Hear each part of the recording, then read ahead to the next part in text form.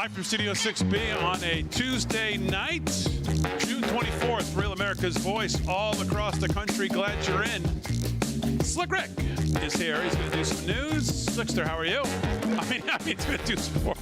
He's going to do sports if we can get his. I can't hear his mic, Harry, so don't talk yet, Slick. There we go. Slickster's going to do some sports. How are you? I'm doing well. How Slick, you doing, let me break Big D? right in, given that's a perfect lead-in. There was a camera outside, caught me live, asking me about Harry being on the board tonight. They asked me how I thought he would do. Here's the footage of that. Roll it, Aaron. They don't know what the they're doing. All right, so that's what I told them. And so far, I think I was right, as we're off to a rousing start. Slick's going to do sports tonight. Slickster, how are you? I'm all mic'd up now, Big D. I'm ready to go. Okay, very good, very good. Anything big happening in sports? Well, yeah, the NFL, obviously, arbitration found the NFL encouraged collusion between teams over contracts. So that's very interesting. Okay. Yep, and let's see what else. We got the White House responds to new developments of SJSU athlete allegedly conspiring to hurt a teammate. So that's another situation we're going to find out about. Yeah, right. Crazy. So this is, all right, Slick's going to have sports coming up. Rick Delgado's here. He's going to do the news. Vinny's not here tonight because he's down in Florida. How are you? I am well. How was your day? My day was it was a barnstorming day, Damon. I was busy prepping for the show, writing, all to find out that, well, I'm not going to do the segment tonight because, well, it was an old story. What even is that? Exactly. Exactly. It was supposed to be what even is that for tonight? Oh. I talked to Erin. We were all lined up. She's like, "You sure? Harry's on the board." I'm like, "Yeah, I know, but this is a good story. I think we should get to it." And she kept going, "But Harry's on the board." I said, "I know. I remember what happened last time, but Harry's on the board." Yep. And then, of course, I find out the story's not really as current as I thought it was. You know, I had a camera outside when I got here, and they asked me what I thought about your "What Even Is That" and how I thought you would do tonight. Here's what I told them. They don't know what the they're doing. Yeah. So, anyways, I guess that's just the way it works out. So Somehow I think that's going to get a lot of mileage with this show. Well, there's a lot to talk about in the news. Whatever else Delgado has to talk about besides what. So when will we get "What Even Is That"? Probably Monday. Oh, Monday. Jeez. I'm off tomorrow. Long way You're away. off Thursday. Friday's the warehouse. Oh, yeah, that's a good point. So, you know. Yeah, Delgado's off tomorrow. My son's graduating from high school on Thursday, so I'll be off Thursday, and then we'll all be at the America First Warehouse on Friday. So that's the way the rest of the week is going to go. So the news of the day today is this, of course, this report that CNN, and let's just call it what it is, CNN is in for the enemy. CNN is all in on Iran. Let's just say it. That's what it is. It's the same people who told us that the Hunter Biden laptop was fake news. It's the same people who told us about Russia. Same reporters in some instances I saw today. So CNN is all in on any, just like what did we play last night? Aaron Burnett, CNN. Yep. Dana Bash, CNN. All these clips of all of them just trying to find something to latch onto, to spill the beans on something, even though they have no idea. The cheapest things they can find to run with, they'll run with. The slimiest of leaks, they'll run with. They have no idea more than any of us have of what's going on, but they don't care. They're all in on Iran, CNN. That's just the facts. And this report all day, which in some respects, again, I hope I'm right about this. I don't look like a fool like I normally look like. But it just doesn't make any sense. Think about what we're saying here.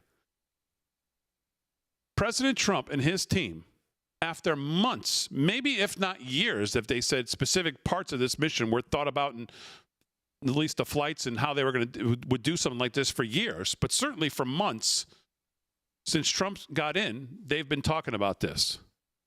We actually had a story in The Guardian last week before all this went down that I actually brought up on the show about somebody leaking or some low-level nobody who didn't want to put their name to the article, if you remember, talking about, well, maybe the hesitation is they're not really sure if the bunker busters can actually do the job.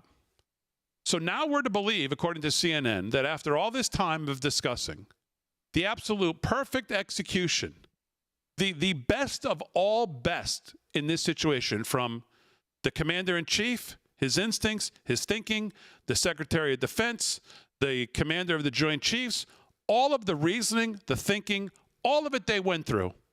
We are now to believe that they actually went through with this without really knowing if they could get the job done, and now we're to believe that they didn't. Right. That's essentially what we're being told today. Yeah. In this CNN weak, pathetic leak from probably somebody who, I don't know maybe the copy room, what department they work in, to clearly try to undermine the president here, when the president's own initial battle assessment, which, again, he sees more than anybody, was that these things were toasted.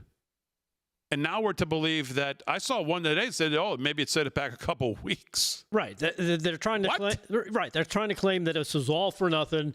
Everybody's lying, that they didn't set it back.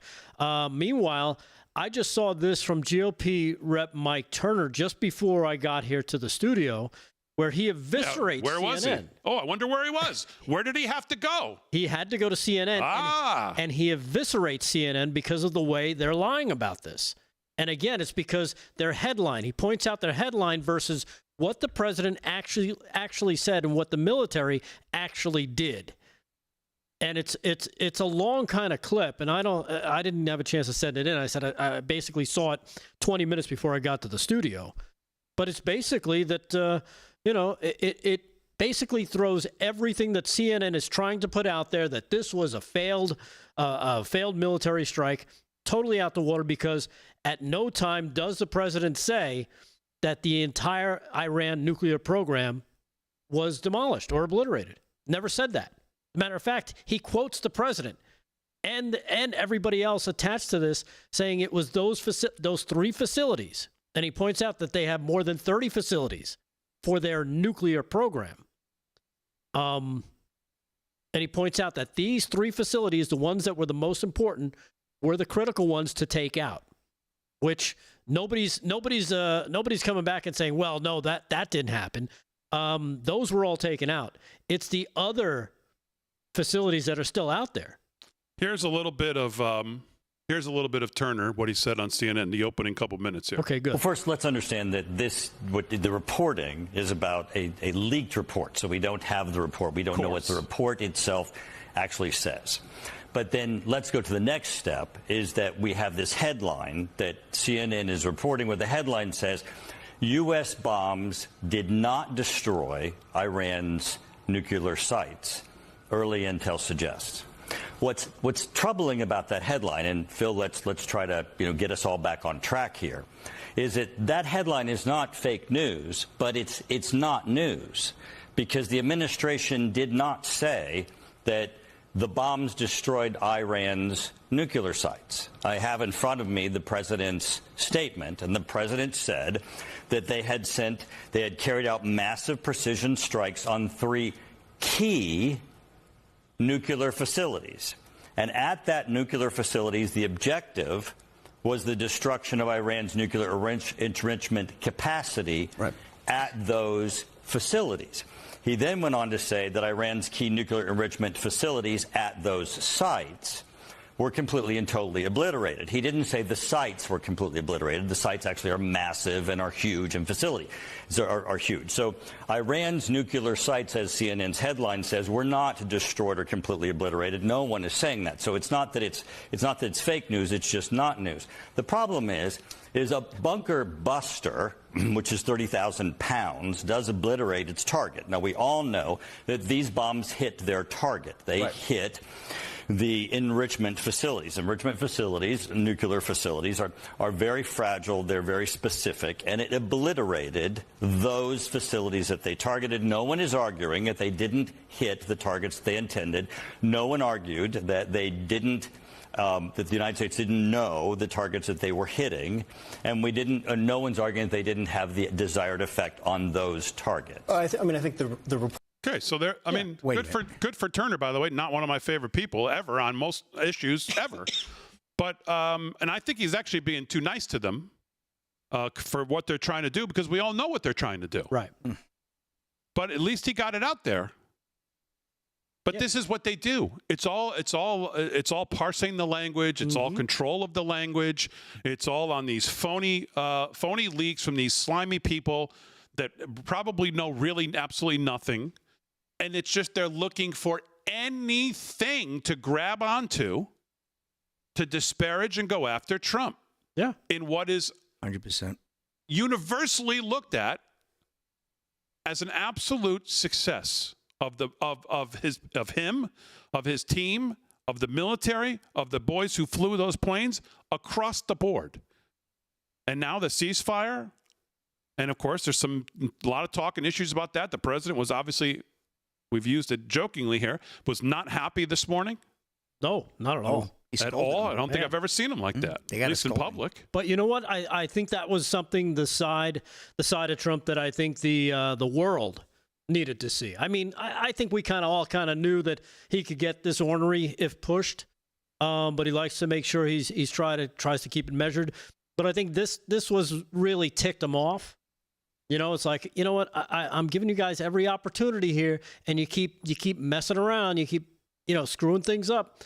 It's almost like Dad's coming home now, and the crap is going to stop. So, and again, he did this, while he was talking to the press, doing the gaggle on his way to Marine One this morning.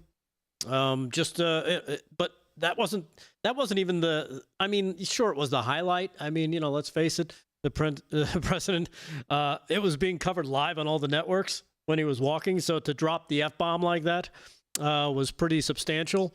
But I mean, in terms of eviscerating not only CNN and the fake news, but also going after basically a lot of different players here. I don't know if you want to get into. Well, we don't really have time to get into some of these cuts. But we'll get into them when we get back. We have plenty of time. Yeah, we have time. You got the news to yourself tonight, so we got plenty of time to get into all this. Greatest news. But just again, I remember when the president, I forget what the situation was, a couple months ago, said something to the effect that CNN hates America. And remember, Dana Bash had to go on and say, well, first of all, CNN doesn't hate America. Right. Well, when you see days like today, and you think, well, where are you? What do you think? Because this looks low rent, and it looks low class, and this looks like any attempt on your behalf to try to find something to pin and go after the president on. Yeah, you can't have him have anything positive happen, because that goes against their narrative. That goes against everything they've been lying to the American people about. Oh, he doesn't know what he's doing. It's all about chaos. It's not. All right, 13 past the hour, just getting started. We'll do sports, news, bunch of stuff to get into on a Tuesday night live from Studio 6B. We're back right after this.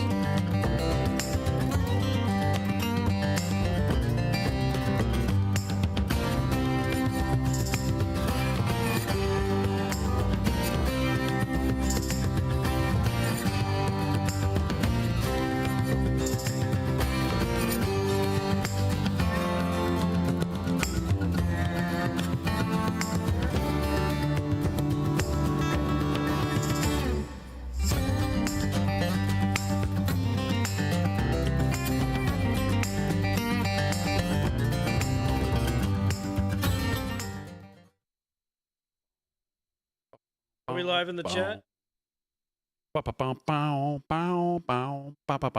Yes, we are. We're live in the YouTube chat. Yes. I see YouTube, I see Rumble, I see Facebook, I see X, I see them all. Yeah, Marty Cantrell in the YouTube chat said that Trump was channeling his inner Paul Nolan when he made that comment earlier today. Point. Good one, very good Marty. Oh, howdy do, Rumblers, over in the Rumble chat. Harry's still figuring out how buttons work, huh? Harry's the best. He can do no wrong. Aaron, just let me know whenever you want me to.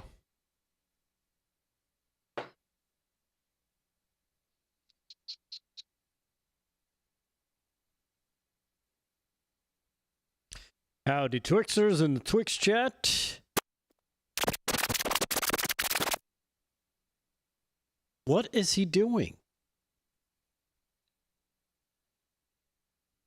He's making no sense. Harry's back in his DJ days. Hey, how you doing? Chat. What's going on? What's going on? Come on. Howdy to That's the going too YouTubers. fast. Yeah. Let's go. Great Harry Oates. The great Harry Oates. Congratulations, you've reached 1,000 messages. Okay, thank you. The Twixers. In the first 10 minutes of the show. Howdy, Cats howdy, B. howdy. Why is Damon laughing? Oh,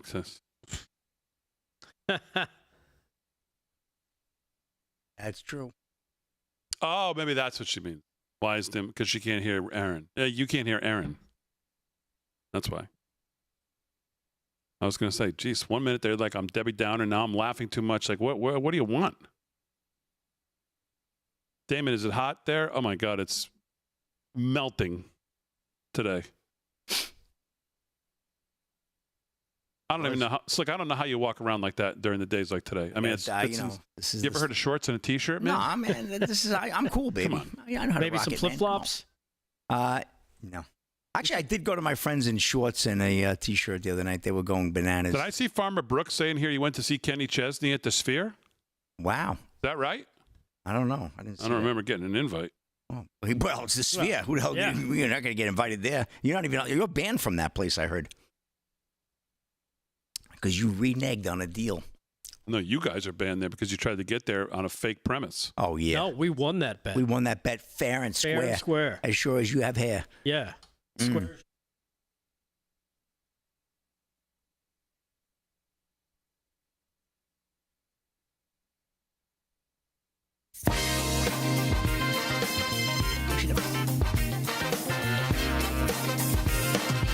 Ba-ba-da-da. 17 past the hour, live from Studio 6B on a Tuesday, June 24th. Glad you're in. Real America's Voice all across the country. Wherever you're watching, we appreciate it. Make sure you hit the like and subscribe, or if you're watching on social media, whether it's Facebook, Rumble, X, Getter, YouTube, wherever you're watching, we appreciate it. Hit the like, subscribe. I gave out some points this morning on the 6B front row over at live from studio6b.com. Brand new Gulf of America shirts out today as well.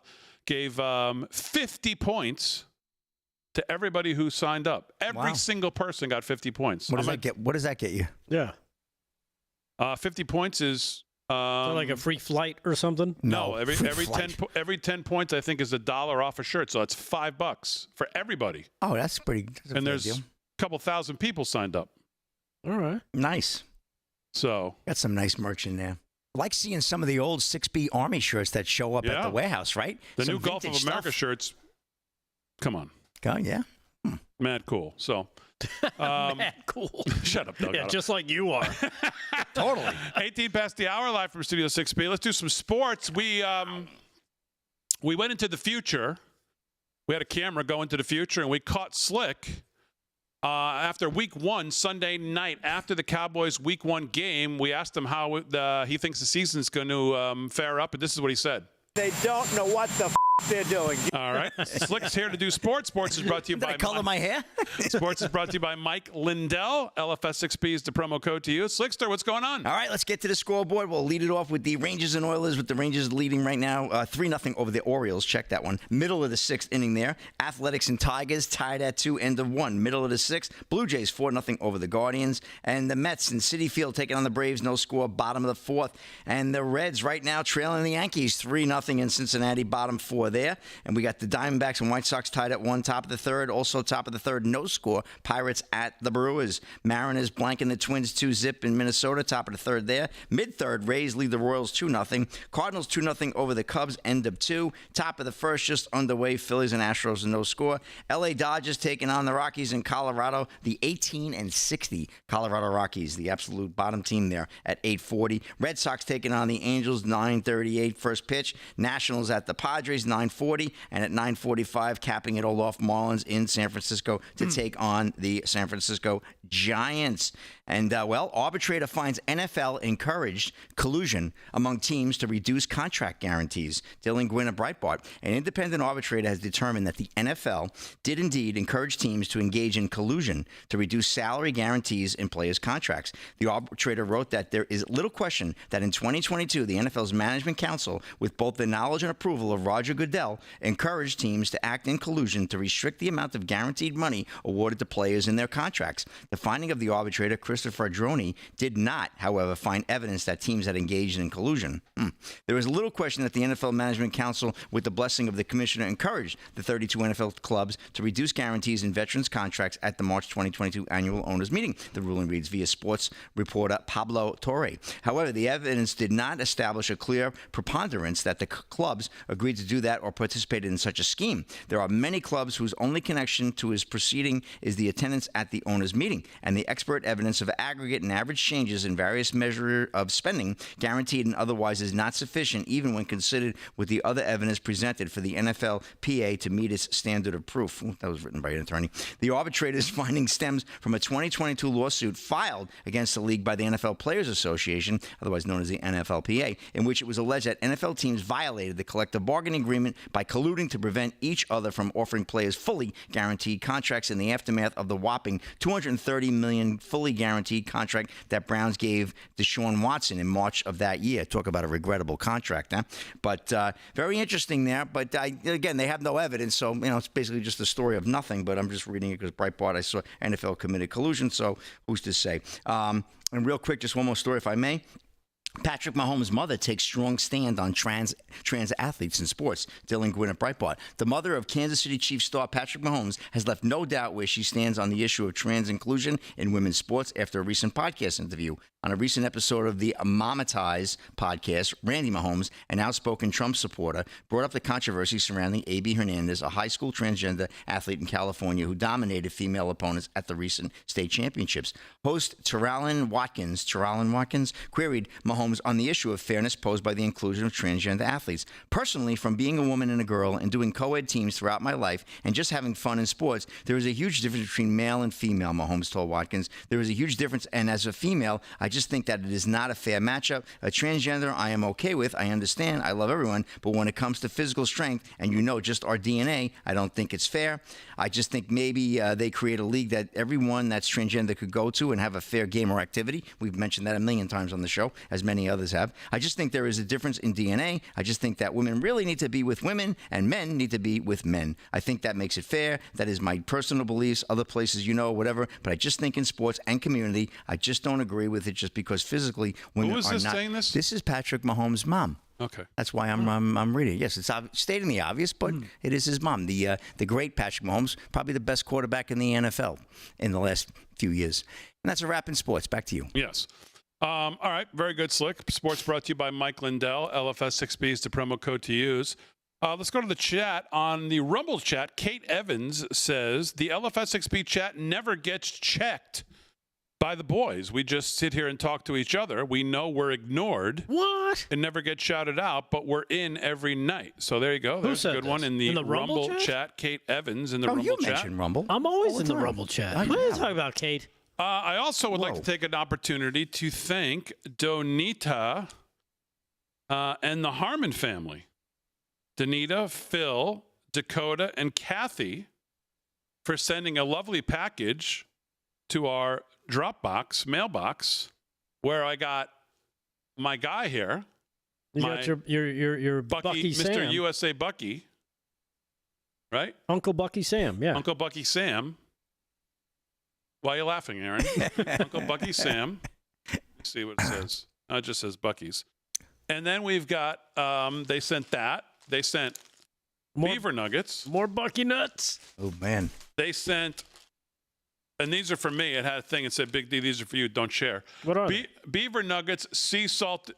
What do you mean, liar? Sea salted caramel. Oh, yeah, break that stuff open. Hold on. That comes over here. Oh, nice. They sent Bucky's Nuggies White Cheddar Habanero. Oh. Give those to Paul. A little spicy. They like Paul. Bucky's Nuggies White Cheddar. Those go over here, too. Send it to Wisconsin.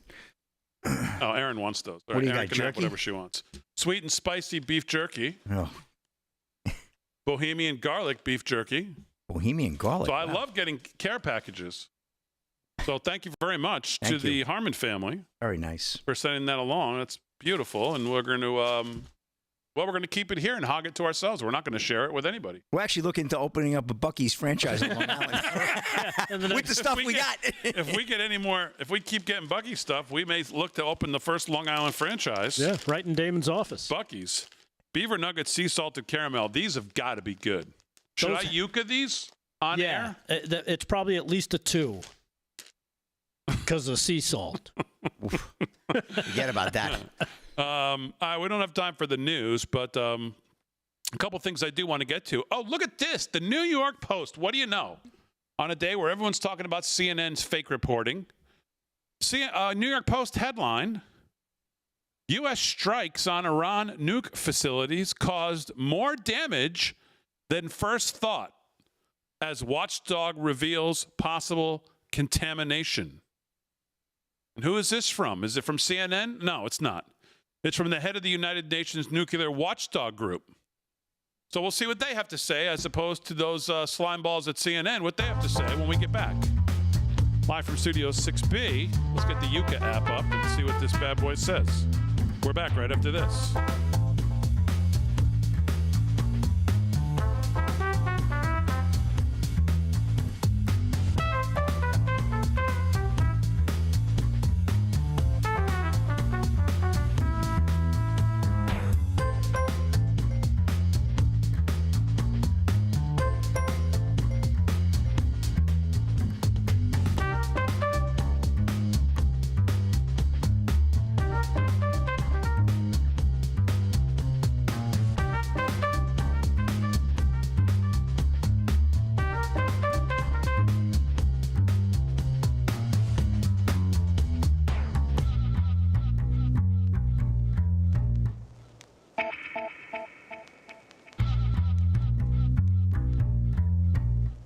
Oh, you're not getting any.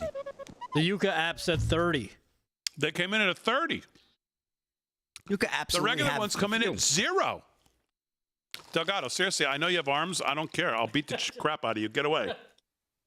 Oh, Deborah Spears in the YouTube chat, Big D. Love the sea can't salt have any. ones, and they're salted. Get away from me. Oh, salted caramel fudge they have too. Woo. Yeah, Paul can take them when he goes to Fire Island.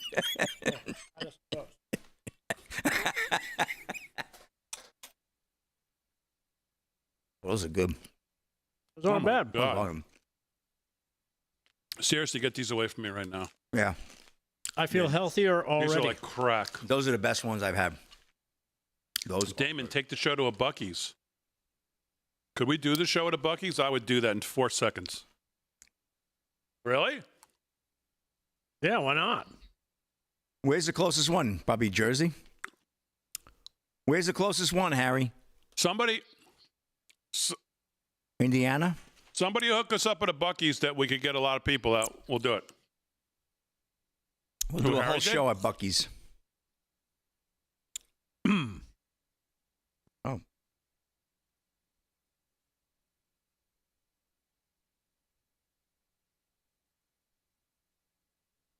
Oh, man, we should go to Auburn. Oh, Danita said she can do it. Big D, I hear you guys are getting a nuke plant on Long Island. We are? We already Yeah, had it's one. called Shurham. Huh? It's called Shurham. Was it? Oh, really? Are we? Okay. They got a bunch of What could Buc-ee's possibly in go wrong Texas. on this sand barge if something happens? They got a bunch of Buc-ee's in Texas. Oh yeah. Well, we're not gonna do the show in Texas. Why not? We'll get strung up there. For what? What? Texas? Yeah, I would go to. I mean, I'd love to. I'd love to. Throw my hat on? Come How on. about Dallas? Come on, we can go to a game too while we're there. That'll be something. Go to a game with Slick Rick at AT&T. Old Jerry will hook us up with a box. Come on, boys. No, Slick, you know I'm that's going not to go off to the strip club. You take care of my box. I'm going to go take care of the other box. I'm in the market for a new one.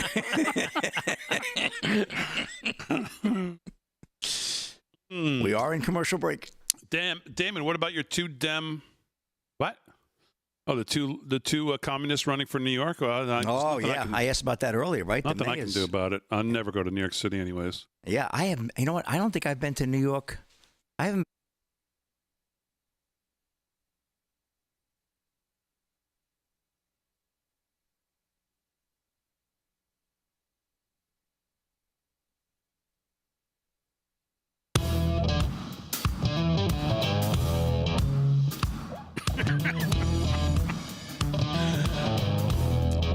Studio 6B, 30 minutes past the hour. Joe in Las Vegas. Oh, I saw that. $99.99 super chat. Nice. Joe, you're the man. Damon, call a temp to help Ari out tonight. I don't know if they work for $99 for 2 hours. Yeah, I probably would. Oh, you sure they do? Yeah. That's multiple shows. Harry, do you feel like... No, you're doing fine, Harry. You don't need any help, right? Okay, good. All right, it's good. Okay. Harry doesn't have a mic, thank God. So No. All right, live from Studio 6B, 30 minutes past the hour on a Tuesday night. Let's do some news. Delgado's got some clips to get into and some news to get into. I got a couple things to get into as well. But we'll start with Rick Delgado, the greatest headlines in the world, brought to you by our friends at Eternal Life Coin. EternalLifeCoin.com. Go check it out if you haven't. It's really a great piece to give somebody for, whatever. It could be for anything. EternalLifeCoin.com. Rick Delgado's got the headlines. News, what's going on, Delgado? All right. Well, aside from there being multiple locations I think would be perfect for a show at Buc-ee's, like Auburn, Alabama, and Daytona Beach, Florida, the big news, Damon, the biggest headlines of the day, of course, right here, come from this morning as President Trump was leaving to get on Marine One. He unleashed his own bunker busters onto the media as they pitched him questions on his walk between the White House and the helicopter of Marine One. Here is cut number 4. When being asked about the violation of the Iran-Israel ceasefire just hours after that started, Trump cut number 4. Check this out. I think they both violated it. I don't think I'm not sure they did it intentionally. They couldn't rein people back. I don't like the fact that Israel went out this morning at all, and I'm going to see if I can stop it. So as soon as I get away from you, I'm going to see if I can stop it, okay? As you can tell, the president was a little spicy. He flashed some of his anger this morning as a ceasefire he brokered between Israel and Iran appeared to grow fragile. And, he was complaining about, again, what they were doing, even though they both agreed to it. Here he is, though, taking on the news. Yeah, but hadn't Iran launched something at them before they responded again? Yeah. So, yeah, I didn't quite understand I don't know. I didn't understand the kind of equal blame when it didn't seem like it really was equal blame. Well, I think from his point of view, it's like, look, they launched one, you didn't have to unload 200 on them, kind of thing. But here he is getting into it more with the fake news, CNN, and their take on the. If someone lobbed one ballistic missile into the U.S., would we have the same reaction? Probably not. I'm just curious. But here he is. Or would it be complete obliteration? Good point. Cut number 5. Here is Trump talking about the pilots and what they did and taking on the fake news. Cut 5. I think it's been completely demolished. I think the reason we're here is because those pilots, those B-2 pilots, did an unbelievable job. And the fake news, like CNN in particular, they're trying to say, well, I agree that it was destroyed, but maybe not that destroyed. You know what they're doing? They're really hurting great pilots that put their lives in the line. CNN is scum, and so is MSDNC. They're all, and frankly, the networks aren't much better. It's all fake news, but they should not have done that. Those pilots hit their targets. Those targets were obliterated, and the pilots should be given credit. They're not after the pilots, they're after me. They want to try and demean. Yeah, and again, that's exactly right. 100%. He makes his points. Again, the media, the Democrats, of course, calling for more information. They want scum, by the way, is too nice. Yeah, just putting it out there. The call for more information comes against the backdrop, of course, of CNN and their reporting. Here is President Trump again from that same few moments before he boarded the helicopter. Here he is talking about the thought of Iran rebuilding their nuke sites. And again, goes after the media a little bit more. This is cut number 6. Check this out. Iran will never rebuild its nuclear. From there? Absolutely not. That place is under rock. That place is demolished. The B-2 pilots did their job. They did it better than anybody could even imagine. They hit late in the evening. It was dark with no moon, and they hit that target with every one of those things, and that place is gone. But when I see CNN all night long, they're trying to say, well, maybe it wasn't really as demolished as we thought. It was demolished. You take a look at the pinpricks, and you see that place is gone. And I will say, I think CNN ought to apologize to the pilots of the B-2s. I think that MSDNC ought to apologize. I think these guys really, these networks and these cable networks are real losers. You really are. You're real losers.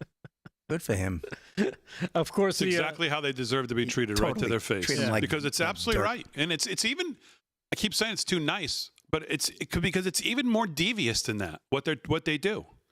It's even more devious than even someone like even him can actually lay waste to them, because he can't really use the words that he needs to use to describe how just, I don't know, below subhuman some of these places are. Well, you know what? I'm gonna call shenanigans on that statement there, Damon, because he continued on as he blasted more on the media. Here he is, cut number 7. Again, he's obliterating the media. He's obliterating CNN and MSNBC some more. Here's cut 7. You're gutless losers. I say that to CNN because I watch it. I have no choice. I got to watch that garbage. It's all garbage. It's all fake news. But I think CNN is a gutless group of people, and the people that run it, nobody even knows it's been sold so many times. But the people that run it ought to be ashamed. MSDNC, a guy named Brian Roberts, he heads it. He's a disgrace. He's a weak, pathetic disgrace. There you have it. A little more honesty, yes, from the president, taking on the cable news of CNN and MSNBC, and finally, the only person who will take them on like that, by the way, the only one who can actually deliver it in those kind of words, in the way he can deliver it. And again, he was set off this morning by a ceasefire that didn't seem to be holding. But now, since he did make those statements, both Israel and Iran seem to have not broken the ceasefire any more than they did overnight. They kind of got his butt hairs up a little bit. But here he is on Iran and Israel still bombing after that deal. And one final shot across the bow. Here's cut number 8. Do you believe that Iran is still committed to peace? Yeah, I do. They violated it, but Israel violated it too. Are you questioning if Israel is committed? Israel, as soon as we made the deal, they came out and they dropped a load of bombs, the likes of which I'd never seen before. The biggest load that we've seen. I'm not happy with Israel. You know, when I say, okay, now you have 12 hours, you don't go out in the first hour and just drop everything you have on them. So I'm not happy with them. I'm not happy with Iran either. But I'm really unhappy if Israel's going out this morning because of one rocket that didn't land, that was shot, perhaps by mistake, that didn't land. I'm not happy about that. You know what? We basically have two countries that have been fighting so long and so hard that they don't know what the they're doing. Do you understand that? Do you kind of respond to Iran like this? And there he is. Great close. Yeah. Great close. There you go. That's how you drop the midnight hammer on the media. Yep. I mean, I don't know. I guess the only issue, the only thing that I kind of go, is the one bomb thing. Because again, we wouldn't have that if it was here. That wouldn't be the one bomb and it kind of missed and it went over. So we wouldn't. So I don't know. That's the only part I kind of think, when you're dealing with this regime, there's not a lot that's going to change. I mean, there's no history you could look back to and say, yeah, we really expect them to live up to this deal. Of course, we hope they do. Mm-hmm. I think Trump certainly thinks that they're going to try. But there's no part of history you could look back and say, well, this is the reason why we actually believe this plan might be different. They've never given a reason to think it's going to be different. They're a murderous regime. And if they could still find a way to wipe them off the map, or us, they still would. They're not going to change the way they do it. They're not going to change their and I don't think they're going to change the way they think about still wanting to get a nuclear weapon. They may have to change their tactics. They may have to change their timeline. They may have to change a lot of things. But you're not going to change their mind. They believe this life, whatever they can do and as many people as they can murder or convert, sets them up for the next life. And they're not going to change that, or the way they think or the way they act. So, I mean, the kind of equal play that I felt like the two places got today, I don't know that it was, I don't know. I don't know if I'm on that page. That would be the only thing. Because we wouldn't have that standard if it was one missile lobbed at anybody else, by the way. They wouldn't have that standard. And we certainly wouldn't have it if it was Mexico lobbed it into the U.S. or Canada. Yeah, it almost sounds like he's treating them both like children who are not behaving. I know you smacked your sister, not supposed to smack your sister, and I know she called you a name, and it's completely, one's definitely bigger than the other, but you're both wrong. Right. Knock it off, the two of you. Right. I think he's going for, you're both wrong, knock it off. Exactly. Yeah, I mean, maybe. I mean, I watched it, was wondering if they were still cosplaying a little bit, if it was still all like deception. I don't know. It's hard. I don't think so now, but I don't know. Well, of course, the media, of course, going with their big lies about how the American people have seen this and the strike and saying, oh, my goodness, now everybody's against the president. He's losing support and blah, blah, blah, and all the rage. But you wouldn't know it if you tuned in to check out CNN's Harry Enton. Damon, he's got a new poll out. My guy. Come on. Harry Enton's got a new poll. Come on, Harry, tell me about it. And here he is talking about that new poll with Trump and the strike in Iran and how people in the Republican Party. Come on, Harry, get your tap shoes on. Let's go. Cut number 17. Check this out. Yeah, I think there's this idea, okay, maybe the MAGA base wouldn't necessarily like this. Look, this is Donald Trump's Republican Party. That's what I think is so important to note. GOP on the U.S. airstrikes in Iran, 76% in the average of the two polls approve, compared to just 18% who disapprove. Now, I will note that is a bit higher than Donald Trump's disapproval rating within the Republican Party. But overall, Republicans are with Donald Trump on this. Tucker Carlson be darned. The bottom line is he does not speak for the majority of the Republican base. The majority of the Republican base is with Donald Trump. Yeah, and as you can tell, he takes a little swipe at our pal there, Tucker Carlson, for his take, of course, on the strike between or the war raging between Israel and Iran, and of course our involvement in it. Well, he couldn't have been more wrong. Yeah. I mean, so that's the swipe, I guess. Yep. And there's many that are on that bandwagon. Many, no matter how much they soften their language now. Many were on that bandwagon. So. One last bit of news here, Damon, on this. Trump nominated for Nobel Peace Prize over the Israel-Iran ceasefire, believe it or not. In a letter to the Norwegian Nobel Committee, Buddy Carter, the Republican representative out of Georgia, made the recommendation for President Trump to receive the Nobel Peace Prize earlier today for his efforts in securing the Iran-Israel ceasefire. So there you have it. President Trump's influence, he says, was instrumental in foregoing a swift agreement that many believed to be impossible, according to Carter. Who's pro? Got his wish.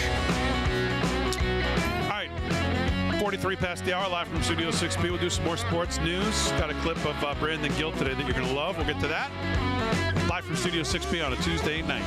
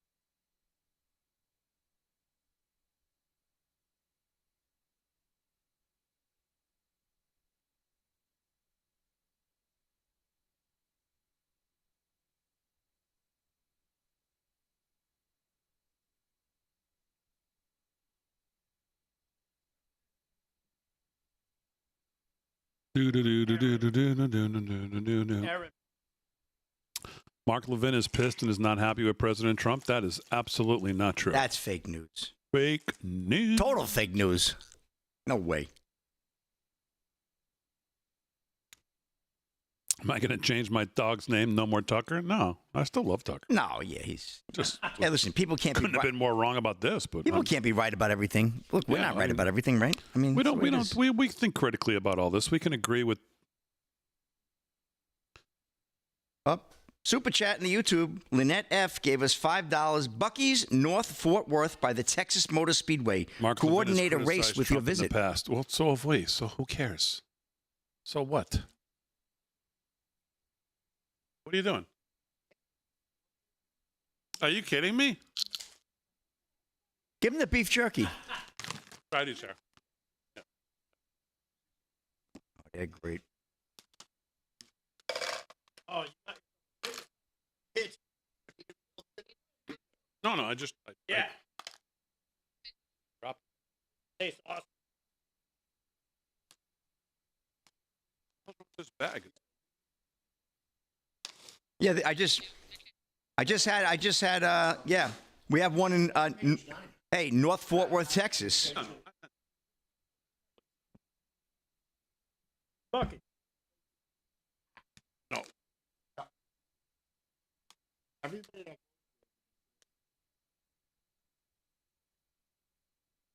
Just want to date a waitress. Hey, you still seeing that dishwasher guy? Hey, you still hooked up with that bus boy? He's still hooked up with that bus boy. Now he's gonna bust a move. That's it. Let me clear your table for you. What is this, LFS6B, a food show now? Why not? Here we have the Bucky's white cheddar. Here we go. Here we have the Bucky's habanero. It's the Food Network.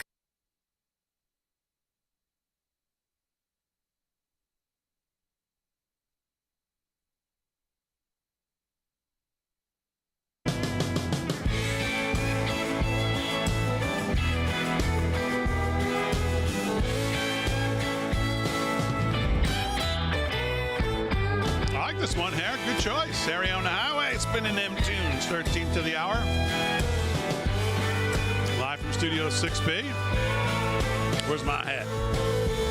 June 24th, Real America's Voice all across the country. Glad you're in. Slick's going to do sports. Coming up right now, and Delgado's going to do some more news. I said I'm going to get to this clip of Brandon Gill today. Did you see this? He had this. These people there were looking for this grant or something, and they had to describe. Oh man, it's just. I mean, you just wonder why you wonder why the Democrats are just floundering and moving farther and farther away from the American people's ability to even comprehend what the hell they're talking about half the time. This clip is going to be another reaffirmation of that. So we'll get to that, but let's do some sports. Sports is brought to you by Mike Lindell. LFS6P is the promo code to use if you shop at MyPillow. It'll give you a great savings on all the great stuff that Mike has. They sponsor sports. Slickster, what's going on? All right, Big D. This is a long story. I'm going to try to edit it a little bit. But White House responds to new developments in probe of SJSU trans athlete allegedly conspiring to harm teammate. Trump administration speaks out as law firm that helped transgender athletes stay eligible also conducted misconduct investigation. Jackson Thompson of Fox News. A White House spokesperson has provided an exclusive statement addressing recent Fox News digital reporting on a third-party investigation into allegations of misconduct against former San Jose State volleyball player Blair Fleming. Fox News digital reported on Tuesday that the Mountain West Conference hired the firm Wilkie Farr and Gallagher to investigate allegations against Fleming of conspiring with an opponent to have teammate Brooks Slusser harmed during an October 3rd game. The Mountain West hired this firm to handle the investigation in the same month that the same firm represented the conference to protect Fleming's eligibility in a request for preliminary injunction to have the trans athlete disqualified from the women's competition. The WFG attorney who led the investigation into allegations against Fleming, Tim Heafy, later offered the school legal counsel to help it navigate a federal Title IX investigation over the same situation, as seen in public records obtained by Fox News Digital. President Donald Trump's administration launched the Title IX investigation into SJSU in February, and he previously referenced the situation during the 2024 volleyball season while campaigning for November's election. Now his White House has weighed in on the recent developments reported by Fox News. President Trump is committed to ending the dangerous and unfair participation of men in women's sports and restoring common sense. President Trump will continue to speak out and take immediate action against schools that are jeopardizing the safety of female athletes, White House spokesman Liz Huston said. Fox News Digital has reached out to San Jose State University and the Mountain West for response to the White House statement. Heafy previously served as the chief investigative counsel to the U.S. House of Representatives Select Committee to investigate the January 6th Capitol protest. WFG is also the law firm employs Doug Emhoff, the husband of former Vice President Kamala Harris, the 2024 Democratic presidential candidate. The WFG struck a deal in April to provide $100 million worth of legal services to the Trump administration, such as supporting veterans and combating anti-Semitism, per multiple reports. So we'll continue to follow out what the results of this here, but they are looking into an investigation where this Blair Fleming was conspiring with a teammate to hurt somebody else. So that's really crazy. So we'll see what happens with that. Long story, but just the same. And one other story. How about this? Fever's Sophie Cunningham hits 1 million TikTok followers after defending Caitlin Clark. This is the young lady, the high school kicker. And done the right thing. God bless her. This is Dylan Gwynn of Breitbart. No one said that defending your teammate and the most popular female athlete alive wouldn't pay off. Sophie Cunningham, the one and only teammate of Caitlin Clark's to come to her defense, has hit 1 million TikTok followers only 1 week after slinging Connecticut guard J.C. Sheldon to the floor in response to Sheldon raking Clark across the face. The action led to a full-on courtside blowout there. The game took place last Tuesday. As of last Wednesday, Cunningham had just over 300,000 followers. On Saturday, less than a week after her courtside heroics, Cunningham eclipsed the 1 million follower mark, and she's not slowing down. As of Tuesday morning, she had 1.4 million TikTok viewers. Though she was fined for her actions during the game last Tuesday, Cunningham remains defiant and blames the referees for not taking control of the game. During that, it was just part of the game. I think the refs had a lot to do with that. It was a buildup for a couple of years now of them just not protecting the star player of the WNBA. Cunningham told reporters on Sunday, "At the end of the day, I'm going to protect my teammates. That's what I do." And I think it's about time the WNBA gets on board and doesn't kill the golden goose. We've talked about this, obviously many times. They're going to go back to coach flights, and they're going to go back to arenas where they're lucky to have 2,000 people in them. Where this young lady comes in here, she set the league on fire. She's done probably more, I think, at this point for the WNBA than Michael Jordan did for the NBA at his time. Comparatively speaking, she has done that much more by putting on the map one single player at the time.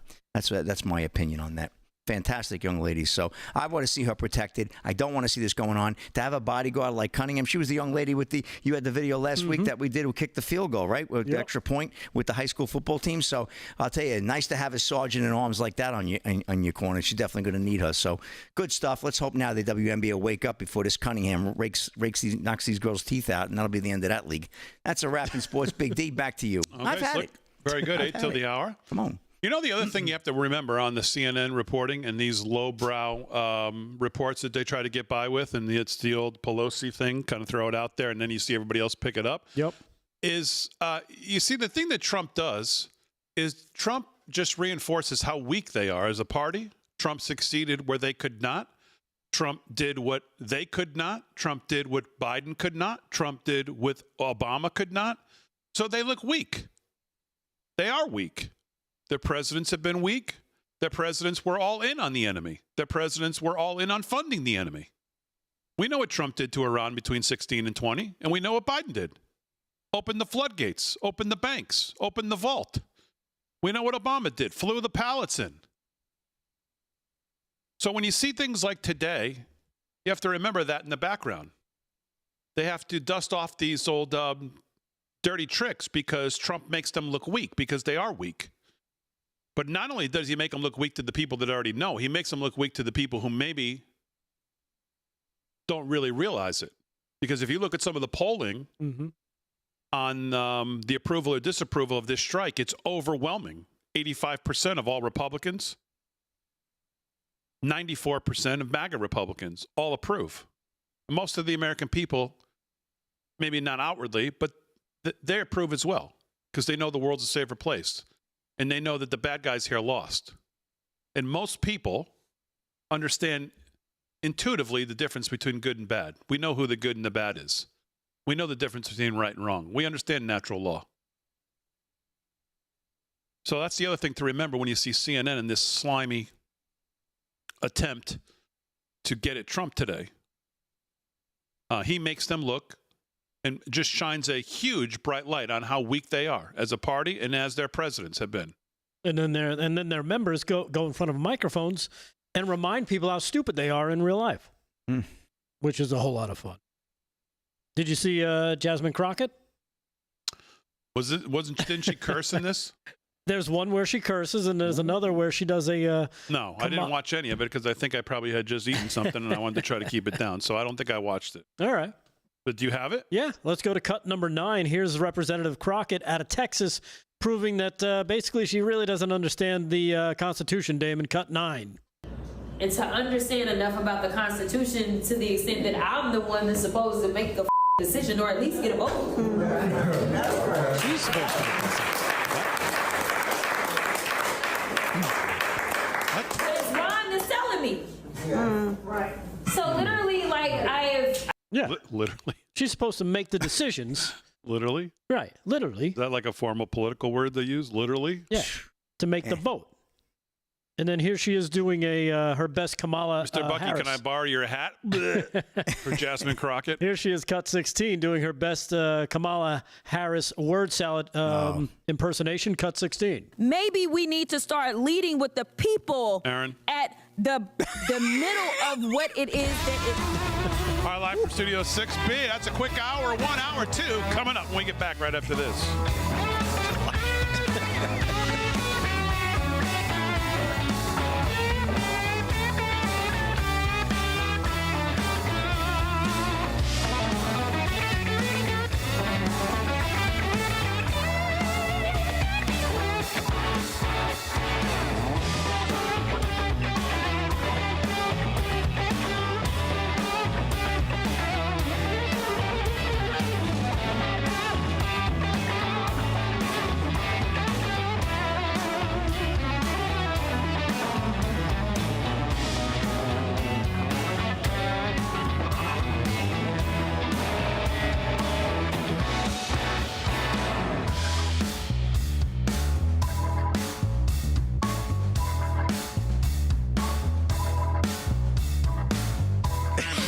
TikTok Patriot.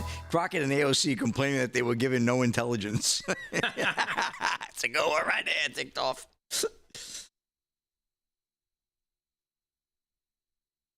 Do we got any polls, Big D?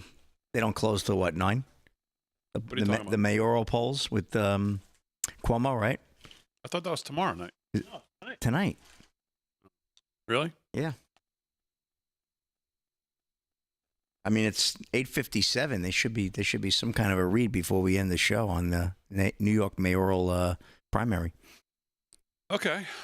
I did not realize that. Shows you how much interest I have in that. Well, you got a guy who's a complete socialist that's running Socialist? against Cuomo. That's being I'm way too being nice. nice. I didn't say Way too democratic. nice. I just said socialist. His mother's a film director, huh? Apparently. This guy makes Bernie Sanders look like William F. Buckley. Let's see. I don't think the polls close till 9, right? Yeah, polls close at 9. So. Yeah, well, 2 minutes. All right, we'll cover it in an hour or 2. Got to be something on it. Yeah, they're not saying any of it. Mom Donnie. Mom Donnie. Is that how you Mom pronounce Donnie. it? Mom Donnie. AOC endorsed him. What a shock. Well, of course. Of course. She's to the right of him, way to the right of him. He wants to defund the police. The whole Minnesota approach. Mm-hmm.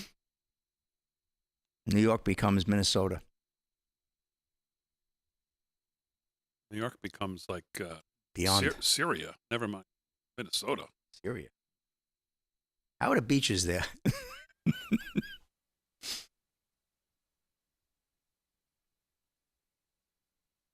Minnesota Timberwolves. Speaking of Minnesota, they were sold.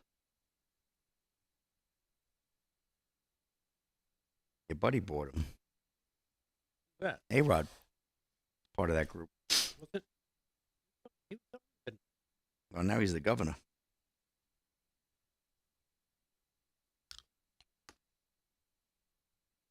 Bought the Lynx, too. They're a good team, the Minnesota Lynx. They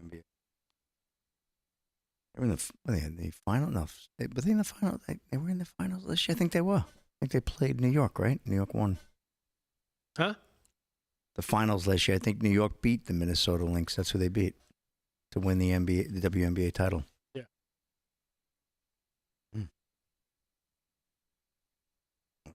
about that Yankee game with the Reds?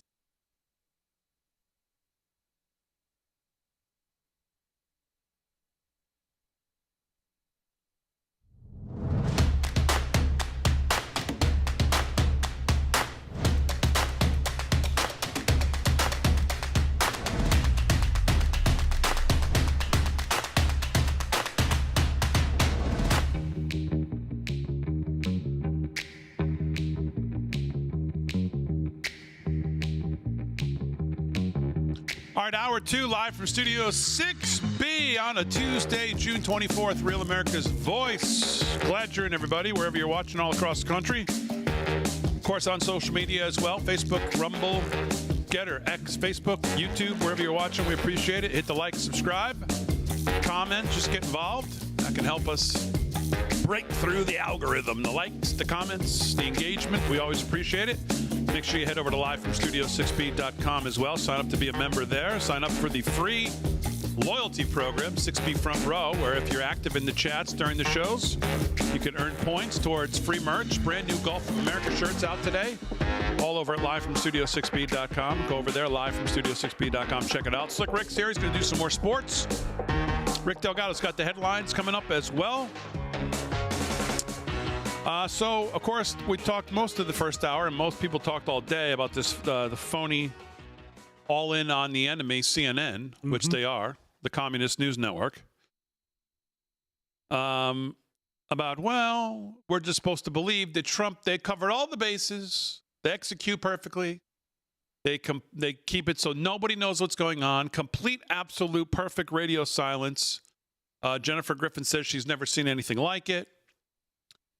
All of that, flawless, thought through, the decoys, the whole playing, all of it, just everything. We're supposed to believe that all of that, these guys were IQ perfect.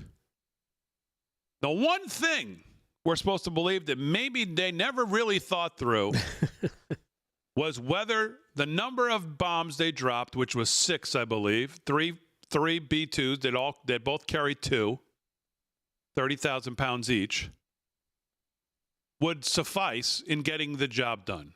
That they were just on a wing and a prayer, we're supposed to believe, from the reporting today. President Trump's own initial assessment as the commander-in-chief, well, he was just guessing, we're supposed to be made to believe today. So just on its face, for me, comical. And then I see this later on today. UN nuclear watchdog chief, night and day difference between Iran's nuclear capabilities before and after the U.S. strikes. It's clear there is one Iran before June 13th, nuclear Iran, and one now, says the IAEA's Rafael Grossi. The U.S. and Israel strikes on Iran's nuclear facilities set back the Islamic Republic's program significantly, the head of the UN's nuclear watchdog organization said today.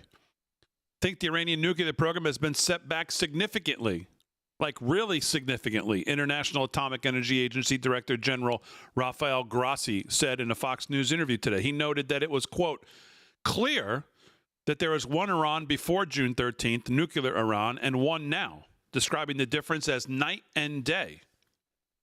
Just before the Tuesday afternoon interview, the IAEA revealed that it detected extensive damage at several nuclear sites in Iran, including its uranium conversion and enrichment facilities. The damage actually caused a radioactive release, according to the organization. Our assessment is that there has been some localized radioactive as well as chemical releases inside the affected facilities that contain nuclear material, mainly uranium, enriched to varying degrees, they said. But there's been no report of increased off-site radiation levels, Grossi said in the statement. The organization observed, quote, 2 impact holes from the U.S. strikes at Iran's Natanz enrichment site above the underground halls that have been used for enrichment as well as for storage, according to the statement, in which Grossi also said he saw extensive damage at several nuclear sites in Iran, including its uranium conversion and enrichment facilities.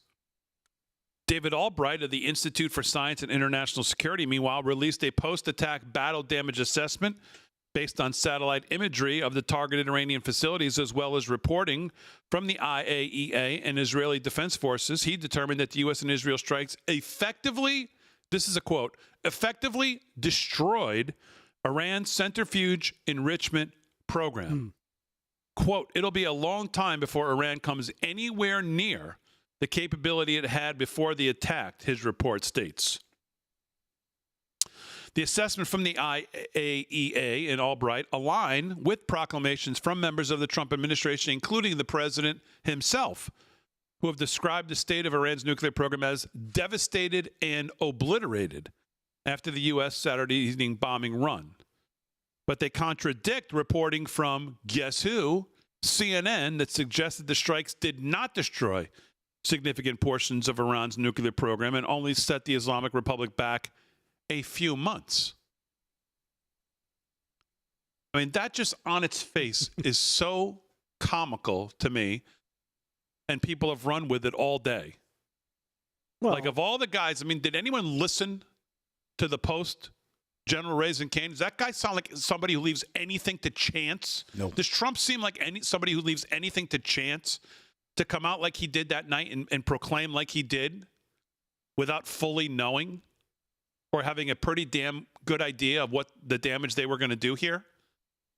I mean, it's just insanity. Yeah. Well, it comes from, it's basically the, let's put the headline out because that's all people are going to read. They're not going to read into it. They're not going to do a deep dive like we played with, what's his name from Ohio on CNN, where you have to actually go through what he actually says and what they actually targeted. And according to one of the officials, without those conversion facilities, there is no weaponization of the what do you call it? Of no the nuclear of the of the nuclear production at all. They can't weaponize it without those two facilities that were blasted into oblivion.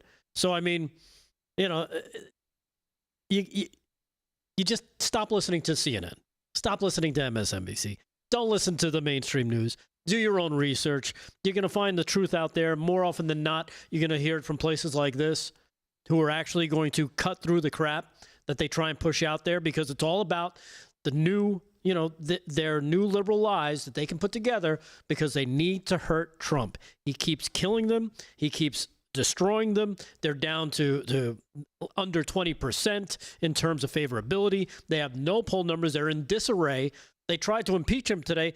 The Democrats can only muster, 70 representatives to vote yes? Frederick Leathers on Rumble. Don't know why Damon gets so upset over what the media is saying. No one is believing them anymore. That's not true. Maybe nobody you know because you watch this show. Maybe nobody we know, but that's just not true. Yeah. If they thought no one was believing them, they wouldn't do it. They do it because they know that people are watching and believe it. That's just flat out not true. There's too many damn people who believe it. Yeah. Quite frankly. And they know that. And they deviously do it because they hate the country and they hate the president. And they're all in on the enemy here. So I can't disagree with that statement more. Yeah. I mean, just that lets them off the hook, by the way, way too easy. It's a good example of that, what you were talking about earlier, with the Death to America crowd. We have two clips from both MSNBC and CNN. Here's cut number 14. This is the new liberal lie, Damon. This is where, of course, they're saying death to America, but they really don't mean it. They really like us, and they want to be our friends and want to hang out with us. Cut number 14. Check this out. Here's MSNBC's Richard Stengel first saying it the other day. Cut 14. They chant death to America. I went to Iran in 2014. I was sitting at a rally. These young guys were chanting death to America. I had a minder. I said, what are they saying? They're saying death to America. They finished the chant, and two young men came over and said, are you American? I said, yes. Says, we want to welcome you to our country. We love American culture and love American movies. They wanted to talk about all these things. Oh, thank God. Wow. Again, that's the lie that they're pushing because they need to position it as, no, Iran's actually good. We're the bad guys. Here's CNN, Erin Burnett. We played a little bit of her yesterday. Here's some more. Liberal lie continued. Cut 15. She basically echoes the same exact thing you just heard there from MSNBC. Cut number 15. I remember, Dan, at one point being in Tehran years ago, and they're chanting death to America all around me, even as I say, oh, I'm an American reporting for CNN, and they were happy to speak to me. So that those two sort of jarring realities of the chant and yet the friendliness have existed together. Yeah, it's a friendly death. It's a friendly death. It's like we won't chop your head off. It'll just be it's like a friendly death. Right. And we're supposed to believe it's like waking up dead. Yeah, and we're supposed to believe that she's over there hanging out in Tehran, just being herself, being her, American self, and people are just walking up to her. No, she would have to be completely covered up because that's who's in charge over there. So again, she's probably lying, not telling you the entire truth. Again, that coming from CNN's own Aaron Burnett saying, death to America. Really, it's their way of saying we want to be friends. It's a friendly death. Yes, yeah. We want to be friends. Yeah. So. All right. Anything else, Delgado? Yeah. If you want to check this out, here is, of course, I just mentioned the impeachment. 79 Democrats called for President Trump to be impeached today. Of course, that got shot down. Democrats can't even get their entire coalition together anymore. Gives you the idea of what's going on in the Democrat Party. Seems to be they're falling apart. But here's the discussion on the Breakfast Club with Charlemagne, cut number 2, talking about the difference between Trump and Biden and Obama when it comes. Before we do that, let me just jump in because this is, I guess, important to somebody. Well, I guess it's important to know how bad New York is going to be right now. Oh, no. Don't tell me that. I don't even know what to call him. A communist might be a little too nice. Zohran Mamdani, with 40% of the vote in, is up 9 percentage points. Oh, boy. So again, it's early. Well, it's not that early. It's 40% of the votes in. Yeah, but without ranked, with the ranked voting that they do, he's got to get more than 50%, or else they have to run against each other. It's a runoff. Yeah. Okay. That's probably where it's going to head. Well, that's where you stand in. Wow. How far down the toilet New York is going to go? We're trying to decide tonight. Yeah. There you have it in New York City. Speaking of that, here's the Breakfast Club. Like I said, talking about impeachment calls. Trump versus Biden and Obama, cut 2. Check this out. This is one of those times where politicians sound like hypocrites because Mark Kelly is right. Presidents should get congressional approval, but there have been a bunch of presidents who have ordered strikes without congressional approval. Barack Obama did it against Libya. Joe Biden ordered strikes in Iraq and Syria without congressional approval. Bill Clinton did it to Kosovo, I think you pronounce it. So presidents ordering military action without congressional approval has become pretty routine.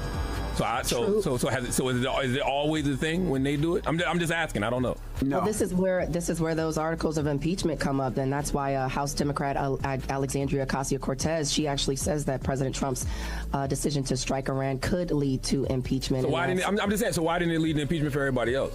Like when Barack Obama did it, when Biden did it. Yeah, there you have it. Charlemagne, my man.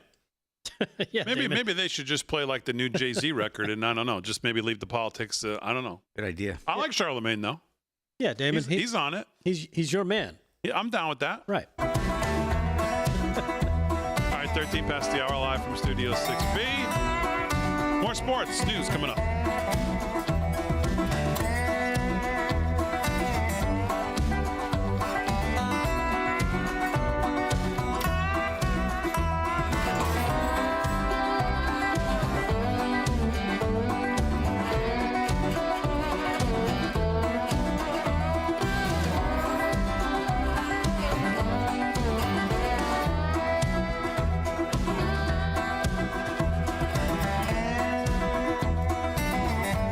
Just had a lawnmower on the roof.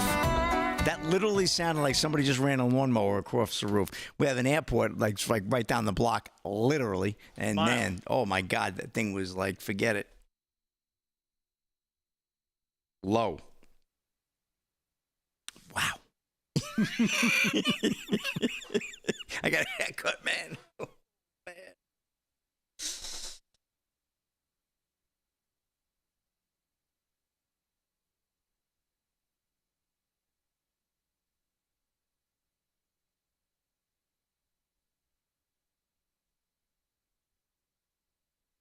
All right. Oh, to see my friends on Getter. Now I got to go back to the YouTube chat. Going on in the YouTubes, Rick. June 24th. That's today. The Mets, they were up 3-2 a little while ago, but I don't know. They might have just blew it. You got a super chat here. Slick. All right, hold on. I'm trying to do 15 things at once here. Super chat. Oh, Joe in Las Vegas with another one? No. Les Durham. Les Durham? Okay, I don't see it. See it? Read it, please. Les Durham, $5 super chat in the YouTubes. Jasmine Crockett reminds me of a gas pump with marbles going around and around and around. Good point. Thank you, Les Durham. As far as I know. Yes. Yeah, and you got the $99.99 from Joe in Vegas? Yeah, we got that earlier. That was nice. Joe in Las Vegas from downtown, Big D. We got to hook him up when we see him when we go to Vegas. We got to see Joe. He's taking us to the Sphere. He is. To leave you at home. So who's playing at the Sphere now? Kenny Chesney? Mm-hmm. Well, that's a good show. I think he might be done or it's coming close to done. Oh, really? With this run that he's on, yeah. Racing Banshee in the Twix chat. I am salty and sweet. I wish Prince was still alive. I'd love to see him at the Sphere. Man, I'd be broke. I'd be there every damn night. This is delicious. Rancher Dane, yes. Condolences to my health. You're right. This bag is almost done.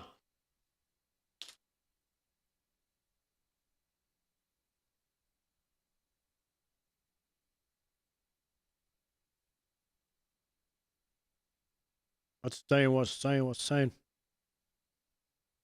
Karen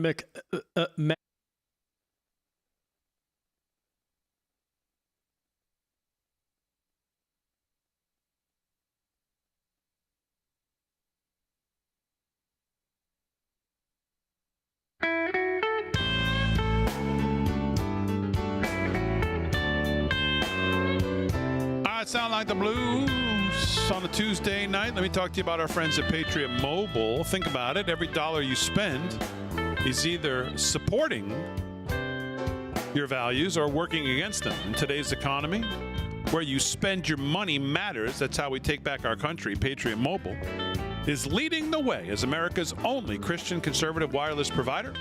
Switch today without sacrificing quality or service. You'll get exceptional nationwide coverage. Because unlike most budget wireless providers, Patriot Mobile has access to all 3 major U.S. networks. You can even add 2 numbers on 2 networks. Well, put them on one phone. That's pretty cool. Something the big guys can't even do. Stay connected with flexible, unlimited data plans to fit your lifestyle. These plans offer high-speed data, mobile hotspots, international roaming, device protection, and even internet backup. Here's the best part. Of course, when you switch to Patriot Mobile, you're supporting faith, family, and freedom.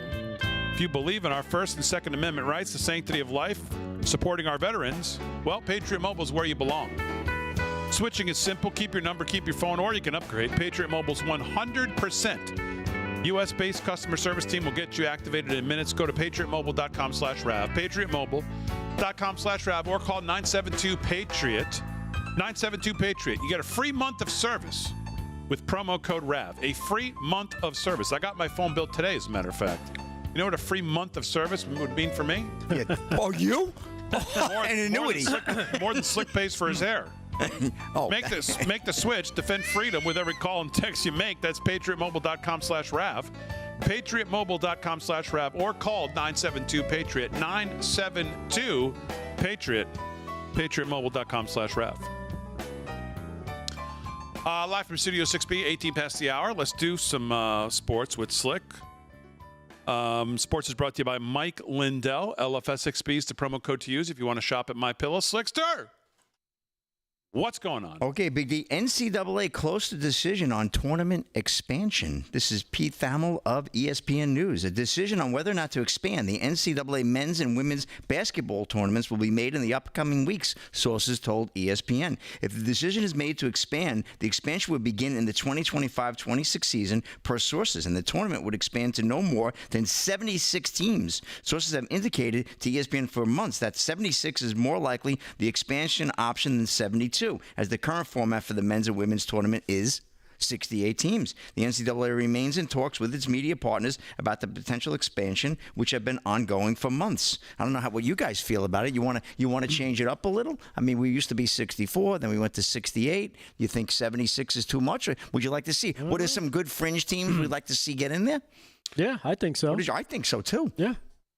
Yeah, I think the parity in college basketball is. We've never seen it like the way it is now. Especially the way kids are switching teams, and you see some of these guys like Dalton Connect, who was a small college scoring machine, gets to Tennessee and continues doing the same exact thing. It didn't matter that he went to a small school; he could still play, and now he's on the Lakers. It's amazing, right? Yeah. They play it too. So you get more of those players getting opportunities now with these bigger Division I schools. I think that gives everybody it gives us, at least the fans, a better show. I agree. An expansion of the tournament would be a historic and potentially controversial step for the NCAA. An 8-team addition would be the biggest jump in how the men's NCAA basketball tournament has been compromised since 1985. Wow. So the men's tournament expanded 64 teams in 85. An additional team was added in 2001, and the expansion to the current 68-team format came back in 2011. Wow, that was 2011. And the expectation is that both the men's and women's tournaments would grow by the same amount of teams. So we'll see. We'll follow that, but that's very interesting. Pretty cool. And now a big sale tonight in the NBA. NBA owners approved $1.5 billion sale of Wolves. WNBA's links as well. AP report. Minneapolis, the $1.5 billion sale of the Minnesota Timberwolves from Glenn Taylor to an investment group led by e-commerce entrepreneur Mark Laurie and former basketball star Alex Rodriguez gained NBA approval Tuesday, finaling a complex and contentious process more than 4 years after the deal was reached. So it's finalized now. The ownership transfer that Taylor tried to stop last year received a unanimous vote from the league's board of governors that comprises the 30-team owners. What happened was the guy wanted to sell a team he thought wasn't that good, and all of a sudden they became very good. They got very good. Wait a minute, I don't want to sell that. He found out that his $100,000 car was worth $1 million, and he said, "Wait a minute, can I get that back? I would like to get the title back on that one." So obviously that deal is unfolded through, and good for A-Rod. I know he wanted that team there. Former great Yankee great and great baseball player. So we will see what happens. I can tell you one thing: the Target Center, they could use a new arena. Though I was just by there last month, right, a couple of weeks ago, and that venue is a little tired. I think they need to spend some money there. Maybe they'll bring some more money into the downtown, which is a little. I mean, I love downtown Minnesota. It's like my second home, believe it or not. But it does need a little work down there in Minneapolis. So I'd like to see some money invested there. But good. We'll see what happens with the new ownership and if they continue to have success in the Western Conference. And that's a wrap in sports. Big D, back to you. Well, maybe Thank you can have some mostly peaceful protest there. Burn it down, build it back up. Mostly peaceful, yeah, no problem. Well, update on what's going on in New York City. Now 51% of the vote is in. 240,000 votes for Zoran Mamdani. 197,000 for Andrew Cuomo. 43.2% to 35.5%. So with 51% of the vote in, this guy has an almost 9 percentage point lead. And just as you look at the what to expect, more than 90% of the city's votes in the 2024 presidential election were counted by midnight on Election Day. Only the first round of ranked choice votes are expected tonight. Ranked choice tallies expected next Tuesday, if necessary, it says on here. So I don't know what any of that means for this, but you're saying if he doesn't get over 50, no matter what, it's a runoff. It's a runoff. If either one of them gets, one of them has to get 50. Somebody has to get 50. If not, then it's a runoff between the top two. Well, I mean, but looking at the third and fourth right now, Brad Lander and Adrian Adams, I mean, the two of them, well, I mean, it's about 16% of the vote. 16 points, yeah. 16%, yeah. Wow. So I guess that could make a difference. Yeah, especially since they're only separated by 8 points now, it looks like. Yeah, it closed the gap a little. Not what much, in the hell is I mean, what has gone on? I mean, could you imagine? I mean, what has happened to New York? The city. I mean, the city of Rudy Giuliani, America's mayor. At least at one point we had George Pataki as a governor, so it's not like it's not like it's unheard of that we can have some sanity in this state. But this would be Radical. I mean, this would be an all-timer, man, from the looks of this guy. What does he, I mean, I don't know. What does it say for AOC, right? She backed him, so she's involved with that camp, too. I don't know. Good luck. Man, oh, man. New York. Good luck, once again. Man, oh, man. You get the government you vote for, right? Or whatever the saying is. Wants to defund the police, right? Did I hear that? Defund the police. Defund the police. He wants. Security. He's gonna have security now. He's even worse than the Minnesota state legislature, who some of them we heard that they wanted to send, like school. What do you call it? Instead of police, like social workers. Oh, social workers. That's nice. Yeah, and he wants to start food stores that are run by the city. So the city would run the food store. That's not communist at all. Yeah, government food stores. Right. Oh. So once everything starts to go to hell and you have to wheelbarrow in some money to get toilet paper, right. You'll think you'll be doing a great job. Yeah, I can't imagine what could go wrong there. Right. It's like Venezuela in New York City. Yeah. It's exactly what would happen. Oh my God. Take a look at Chicago. See how well Chicago's doing with their communist Marxists. I saw something on TV. They compared it to Chicago. Yeah, it's a disaster. Oh my gosh.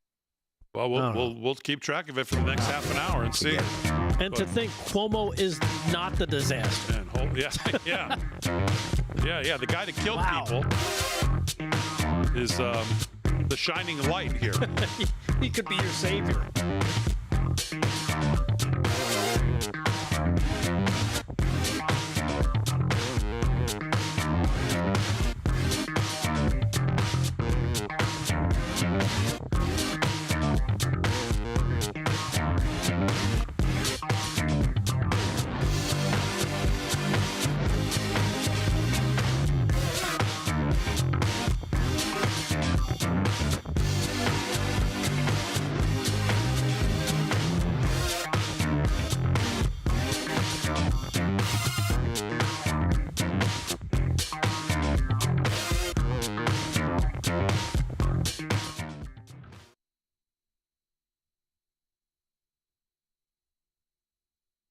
Crazy.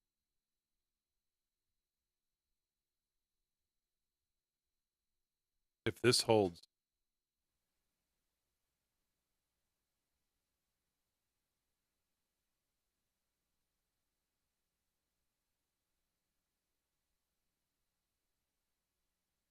The fact that this guy's even on the ballot is embarrassing for New York.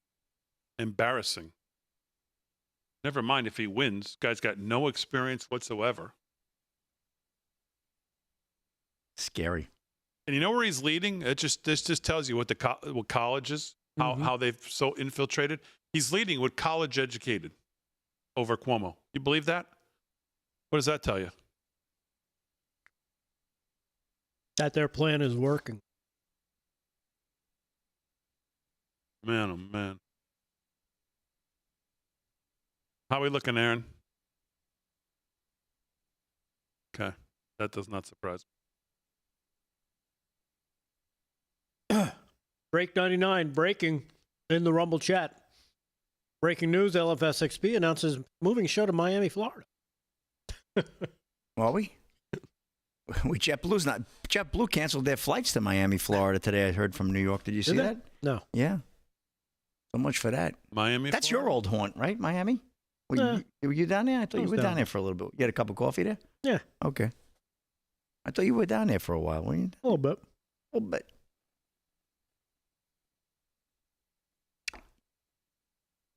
A little bit. Oh, they got it. Rav has a where they West Palm, right? Yeah. Yeah. How far is that from Miami? About an hour or so north. Okay, no, not bad. Like driving into the city, which I haven't done. I have not been into Manhattan Big D since COVID. Me either. I have not been. Sheila on Facebook says you guys need a bigger table with all the gifts you're getting. Yeah, I know. That's true.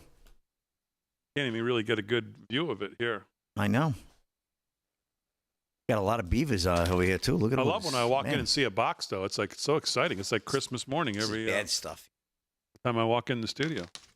Well, someone said they're sending us some shirts. I don't even know what the shirts are, but I'm going to wear it, whatever it is. That's nice. We've gotten some great gifts over the years, I have to say. Buc-ee's. Come on, Buc-ee's.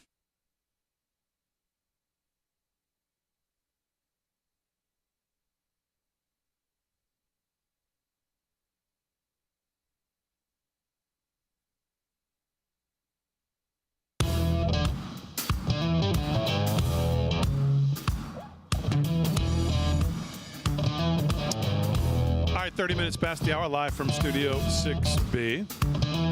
So I saw this video today, and I just thought, once again, you wonder how far. Well, again, then I say that, and then I look at what's going on in New York, and I think maybe I don't know. There's just you just can't believe there's enough people to that this stuff hits with, that it resounds with them, that they can vote for a guy like this guy in New York City tonight. At least as of right now, he's got a 9-point lead with 51% of the vote in. I mean, it's just crazy. Please wake me up. Absolutely crazy what this guy's espousing. No executive experience at all. He's leading with college educated over Cuomo, which just tells you what our higher education has become. That a literal communist who wants government in every single aspect of your life, wants the biggest. Every plan is one bigger redistribution of wealth than another. That resonates with people higher education who have higher education, college grads. But anyways, Brandon Gill had some Democrats in front of him today, and they were there pitching some research grants they wanted. And here's how that went down. In your testimony, you said that Americans deserve a government that works for them, a government that makes their lives easier and more secure. Is that correct? Yes, sir. Great. I'd like to read through a couple of the grants that DOJ has pulled back, and I'd like to get your take on them. They pulled back a $1.5 million NIH grant to Morehouse College. It was called the Center to Advance Reproductive Justice and Behavioral Health among Black, pregnant / postpartum women and birthing people. Do you think that makes Americans' lives easier and more secure? I think that medical and scientific research of all types. Do you think that constitutes critical research? According to your testimony, NIH grants are critical research? I think that government research of all types in the medical. Including birthing people? I think bench research of all types plays a fundamental role. What is a birthing person? Sir, I am here to talk about the DOJ impact. Well, I'm asking you about this grant and you're defending it. So I'm asking you who is birthing people? I am not familiar with this grant. Mm-hmm. I take a position that all kinds of government research, medical, pharmaceutical, is a birthing person a woman? Is that another word for female? That is outside the scope of my expertise. Seems like erasure language to me. I've been told that type of vernacular constitutes erasure language. How about another one? Let's just pause it there for a second. That is outside. That is outside the scope of my expertise. Yes. That is the greatest. I can't If believe a birthing person, someone who can give birth, is another word for a woman, he says. That is outside the scope of my expertise. This has got to be a joke. It's the outside. It's outside the scope of her intelligence as well. What intelligence? How about the conference, Gender Equity in the Mathematical Study of Commutative Algebra? Do you think that that's a valid form of government spending? I think mathematical research of all types is deserving of government. What about studying, and this is directly from the National Science Foundation's website, women and non-binary mathematicians? Again, I think all kinds of government investment should be dedicated toward mathematical. All kinds of government investment. You don't have any kind of limit on what we're spending our money on? Just everything? Is that your testimony? I am talking about DOJ. You brought up a So grant. am I. This is a grant that DOJ cut. I am not familiar with this particular grant, but I think government investment in mathematical, biological. Okay. Let's do another one. This one is called hashtag Transcendent Health, adapting an LGB plus inclusive teen pregnancy prevention program for transgender boys. I can't even say this without laughing. Do you think that is a useful form of our tax spend? it is. I am not familiar with that grant, but I think bench research, government investment in scientific and pharmaceutical Teen pregnancy research. for transgender boys. Do you think that is a useful spend of our tax dollars? I think government investment in all kinds of scientific research is of the utmost importance. Including pregnancy prevention for transgender boys. Okay. Yeah. You get the point. Oh, man. I mean, she was going to lose it almost. I thought she was going to lose it there. Just amazing.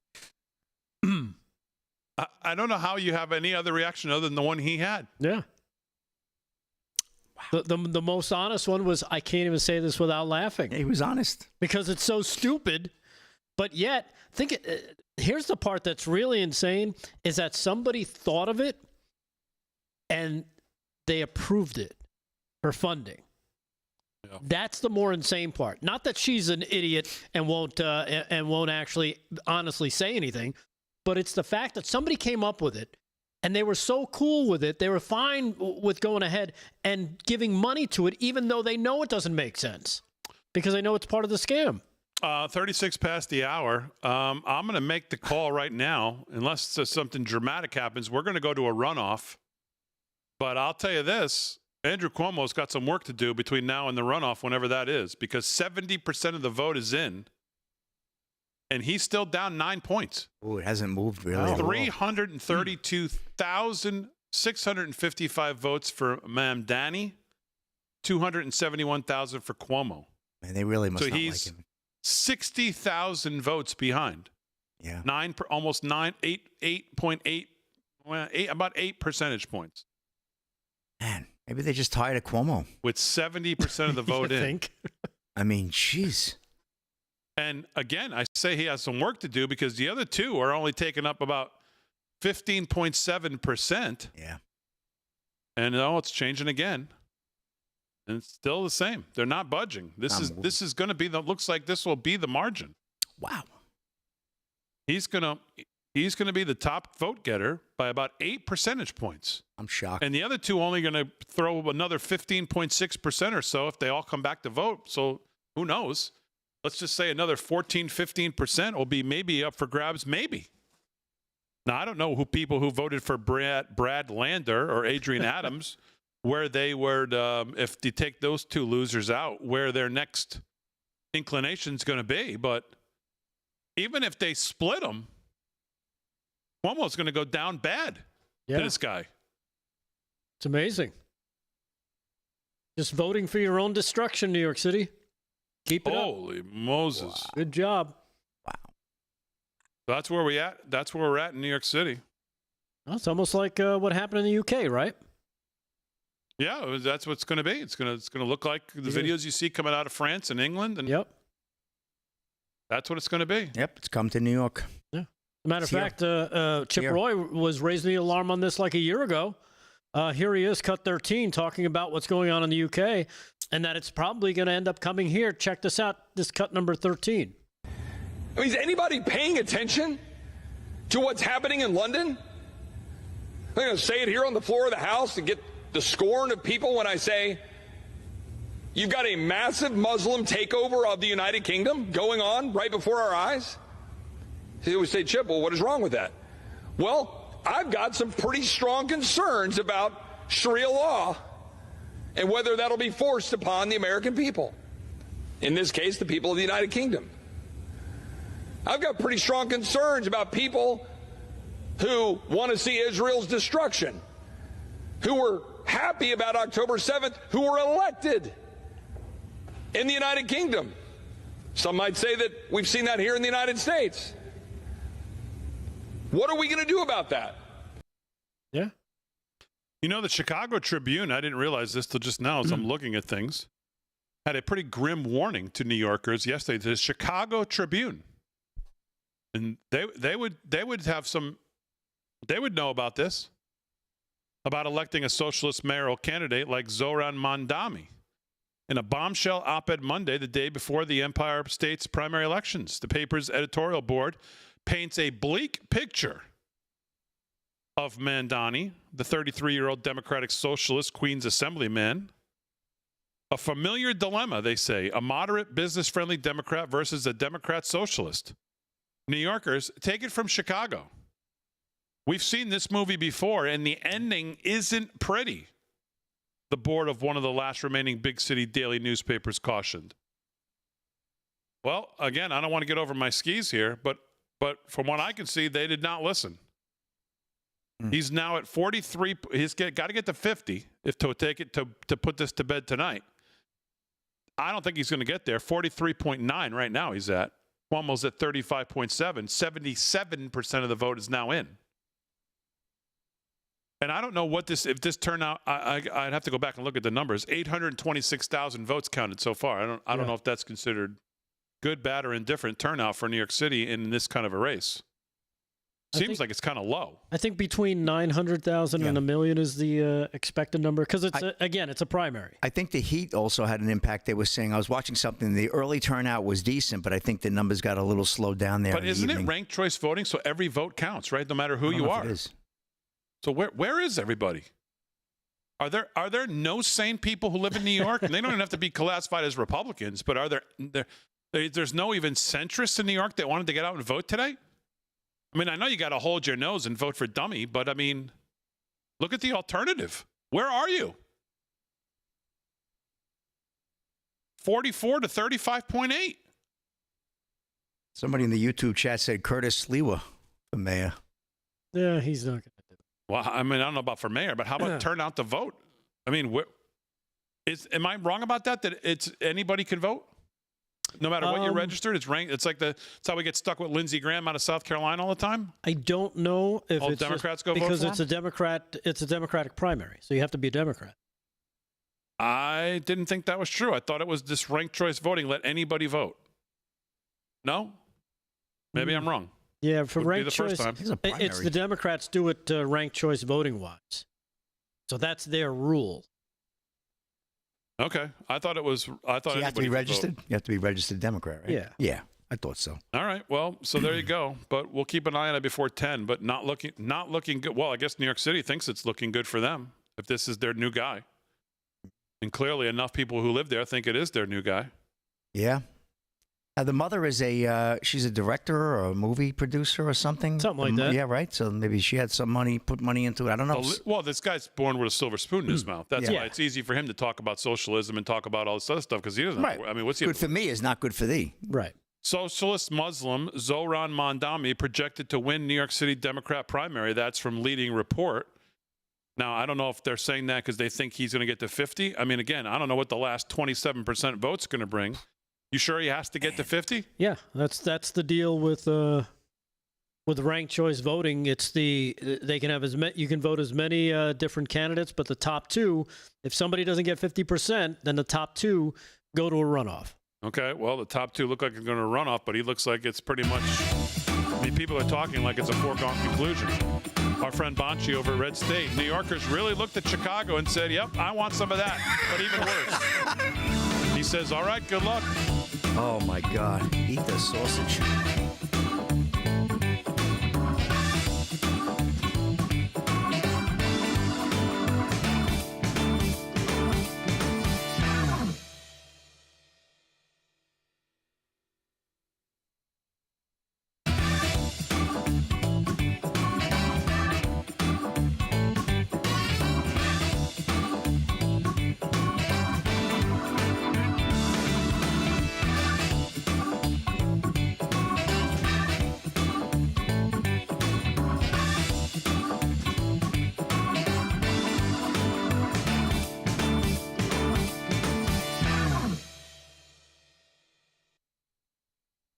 You were doing so good, Hare. No guest tonight, huh? All right. So in New York City, the methods used, blah, blah, blah. Voters in the Democratic primary are able to rank their top five. Not all, but are not required to fill all 5 slots. Daniel Greenfield, our buddy over at Frontline Mag or whatever it's called there. Mamdani polls poorly with minorities and working class voters and voters over 50. He underperforms among women. There aren't enough white hipsters in New York to give him the numbers he's supposedly getting, especially in places like the Bronx. There is something very wrong here, he says. Yeah, last week, I think they had Cuomo up 70-30 or something like that, head to head. Well, and there's something going on because right now it's 43.8 to 35.7. So Cuomo would have to get basically all of the voters that voted for the other two, which ain't going to happen.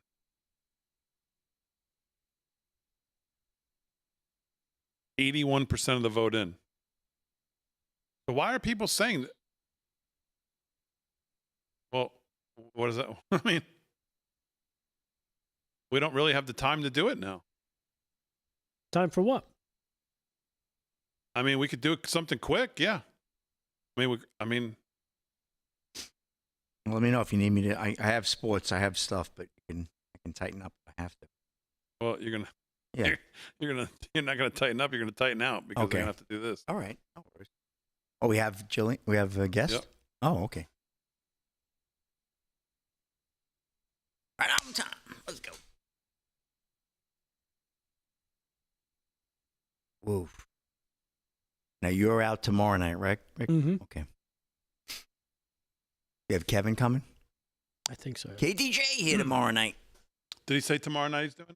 Yeah. Like you said, yeah, tomorrow night, KDJ. Yeah, Paul, KDJ, you and me. Yeah. All right, good. Good lineup. We'll be on 103.9 tomorrow night, too.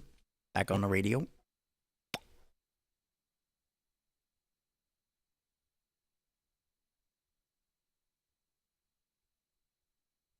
Why?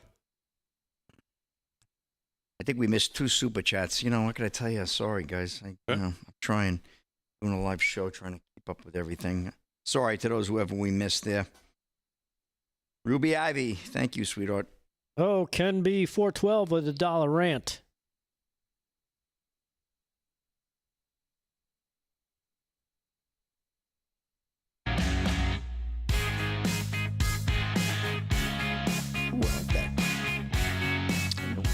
All right, 13 to the hour, live from Studio 6B on a Tuesday night. Real America's Voice, glad you're in. Let's wrap it up with a little more news, a little more sports.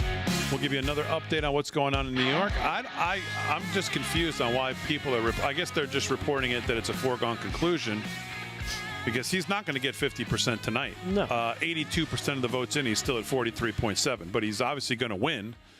And I guess obviously he's going to win the runoff too, because unless every single voter who voted for Brad Lander and Adrian Adams votes for Cuomo, Cuomo's going to lose the runoff, even if they split that vote. He's down 8, almost 9 percentage points to this guy. Wow. So it's just stunning. And I think I read this in the commercial break, but let me read it on the network here. Our friend Daniel Greenfield says, Mondami polls poorly with minorities. He polls poorly with working class voters. Voters over 50, poorly. He underperforms among women. There are not enough white hipsters in New York to be giving him the numbers that he's supposedly getting, especially in places like the Bronx. There's something very wrong here, he says. So someone said, yeah, duh, mail-in balloting, recipe for decline. Cook the books. He says part of the answer, but not all of it. Whoa. So we will keep an eye on that.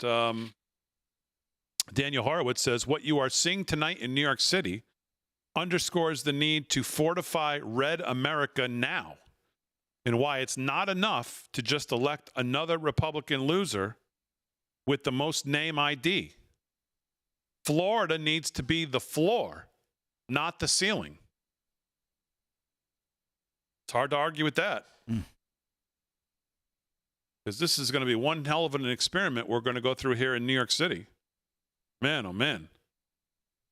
All right, let's wrap it up. A little sports and news. Slick, go first. What's going on? Okay, quick sweep of the scoreboard. Big D MLB. Right now, the Rangers over the Orioles 6-5, top of the 10th. Tigers lead the Athletics 7-4, top of the 7th. Top of the 6th, yep, Mets are losing. Frank the Tank is losing his mind as well. Braves 6-3 over the Mets there.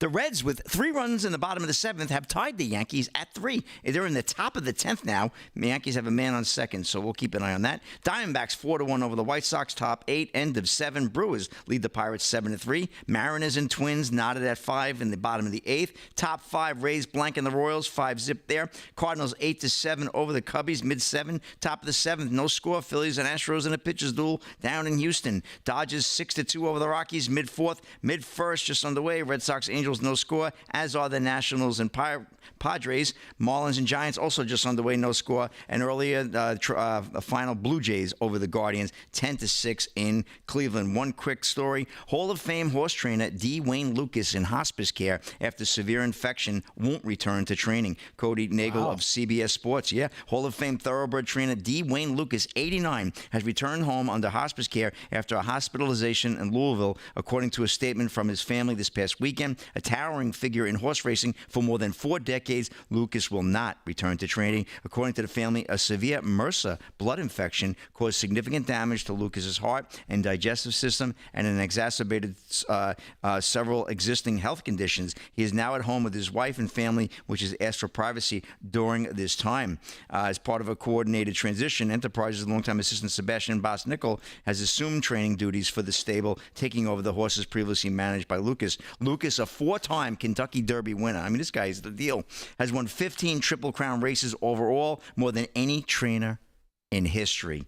Including 7 Preakness Stakes and 4 Belmont Stakes. In 2024, he added to that total with Seize the Gray's victory. Remember Seize the Gray? In the Preakness, giving him first Triple Crown winner in over a decade. In 2025, Lucas returned to Churchill Downs with American Promise, his 50th Derby starter, second all-time behind his protege, Todd Pletcher, 65. So, D. Wayne Lucas, we wish you well, my friend. And what a shame. That's a wrap in sports. Big D, back to you. All right, Slick, very good. Sports brought to you by Mike Lindell. LFS6B is the promo code to use. Delgado, let's do a few more headlines before we wrap it up on a Tuesday. What else is going on? All right, some of the greatest headlines in the world include this name in CBS reporting that ICE is arresting Iranian nationals. 11 of them in the last 48 hours in the crackdown against illegal immigration. Federal agents arresting these 11 Iranian foreign nationals, including one watch-listed individual, part of a series of targeted operations spanning 8 states and 9 cities nationwide. Here's the report from CBS, cut number 11. Check this out, cut number 11. The Department of Homeland Security says Yusuf Meridano had been living in the United States illegally for nearly 8 years, since U.S. officials determined he lied on a visa application. On Sunday, just 4 months after the Iranian foreign national was added to the U.S.'s known or suspected terrorist list, he was arrested in central Mississippi. He's now in ICE custody pending removal proceedings, and he's not alone. Over the past 48 hours, ICE officials have arrested 11 Iranian nationals spanning 8 states nationwide. Yeah, I wonder why. Among them, 5 possessed previous criminal convictions. Their crimes ranging from grand larceny to drug and firearm possessions. Also among those apprehended, Ribvar Karimi. While arresting him in northern Alabama, ICE officials say they found his Islamic Republic of Iran Army identification card and allege he served as an Iranian sniper between 2018 and 2021. Yeah, so just, Iranian snipers wandering the country, getting picked up by ICE finally. If that doesn't, kind of give you pause, I don't know what does. Clay Travis tonight. Cuomo is now cooked in the New York City mayor's race, according to the gambling markets. This is what it's come to for Democrats. The guy who put all the COVID patients in nursing homes and got kicked out of office for sexual harassment was actually the far better choice, and they didn't pick him. That's where we're at. Wow. Just amazing. Just another check. Now, 930,000 votes. Again, 86% of the vote in. Still no danger of getting close to 50. But again, I just don't think, obviously it's not going to matter. 43.6 to 36.1. Unless, of course, like at 3 a.m., you might see 500,000 votes come in strictly for Mandani. Then there you have it. Wow. Well, I think we'd be pulling for them all to come in for Cuomo at this point, right? Well, I'm saying if there's something shady going on with the voting, which has been alluded to, that's what we might see to make sure there isn't a run. By the way, I didn't realize there was a click more tab to see there's a bunch of people running. So let's actually see here. Yeah. 11.5, 4, 15, 6, 16, 17, 18, 19. So there's about 18 to 19% of the vote between all the others. But I don't think, Cuomo's not going to get enough. He's toast. Wow. It's just, semantics at this point. This guy's going to win. So, good luck, NYC. Wow. I'm in a New York state of insanity. That should be Billy Joel's next song he comes out with. Yeah. Because that's what it is. And finally, Damon, I got this from you from the Hill as a Democratic Representative Melanie Stansbury. Well, she was trying to prove her point on Doge and Elon Musk and how untrustworthy they are. Well, she brought this poll along to help her out. This is cut number 12. Check this out, cut 12. Just a point of clarification. The poll behind you, behind our ranking member, it adds up to 110%. Just wanted to clarify, is it meant to add up to 110%, or is that an error? Do you yield? Yeah, I do. This is from a Quinnipiac poll that was held 2 weeks ago, and this is the data that was provided. There's a wealth of information, including information about Donald Trump's falling poll numbers, so you should take a look. Thanks. I yield back. The gentleman yields, and it still adds up to 110%. That's a fake poll right there. The fake poll that she brought. Well, good luck to Mayor Adams in November. We have to have the mayor on the show. As always, we salute our military, active and active police, firefighters, first responders, EMTs, everybody on the front lines protecting us. Thanks, everybody. Aaron, great job. Fran will be back tomorrow. Harry on the highway, good job. See you all tomorrow night, 8 p.m. right here live in Studio 6B.